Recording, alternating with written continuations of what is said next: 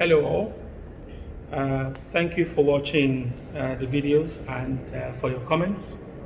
I really appreciate them. Some of you have commented that you want to hear more about the work that is going on as we continue to deliver excellent housing services to the residents of Brent. However, we're going to do this with a slight twist. So, you may close your eyes, but I urge you to listen attentively as there will be a question at the end and a prize for whoever gets the answer right. Ready or not? Here we go. So, the busiest area of service, as far as I can see, are the homelessness teams and the repairs and maintenance services. The space between not being able to pay your rent and having to sleep rough is not made clear in the book of rules. So, roll out the red carpet for the singles homelessness teams who have been particularly busy, and so has the domestic violence team. So I saw Dina at the Civic the other day, and I'm sure Barlin and colleagues are still motoring on, ensuring that no one who seeks our help is left wanting.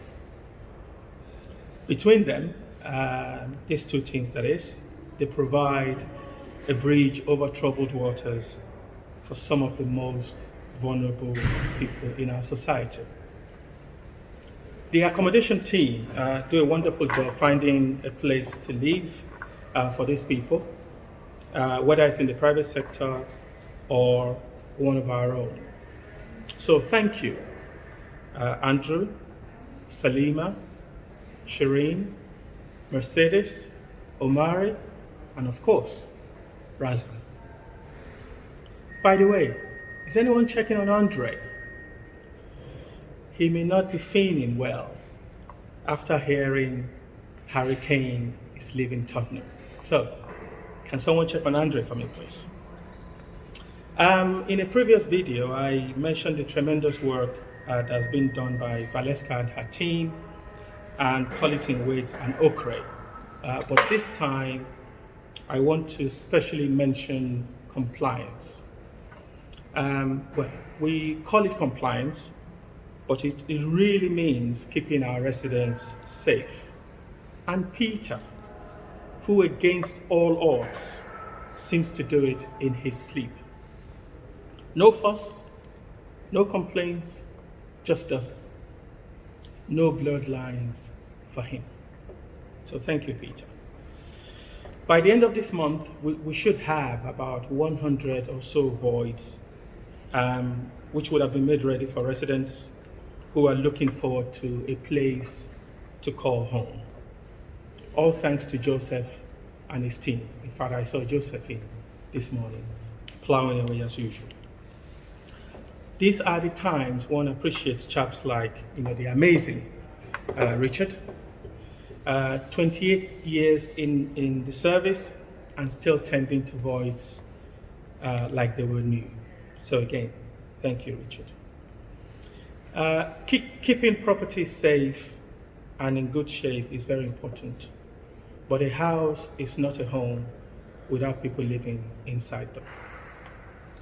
So, the three landlords, Bumi, Mohammed, and the mannish boy, Kelvin, and their teams continue to do a great job. Keeping contact with our tenants and coming to their aid whenever called upon. Because of them, a house truly becomes a home.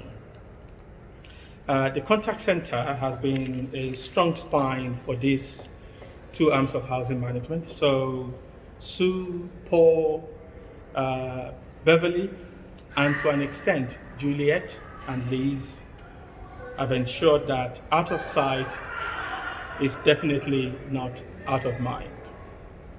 You are our front door, and because of you, the rest of us are able to respond quickly and effectively to our residents when they call.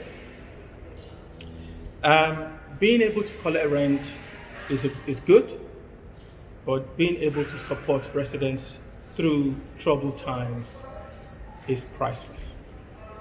On this, the income and leasehold team have been flawless. Although I can't help but notice the 10% drop in income collection since Kelvin left the team.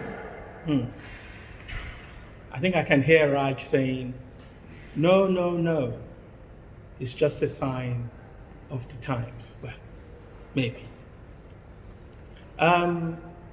Social distancing or not, Mittal finds mysterious ways to be here every day to make sure that Section 20s get served.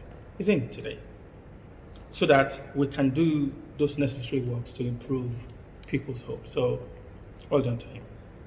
He is never tired of being alone in the office.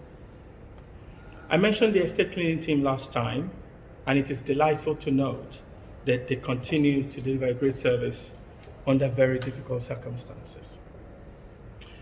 I asked for invoices to be processed quickly to make sure our contractors do not go out of business.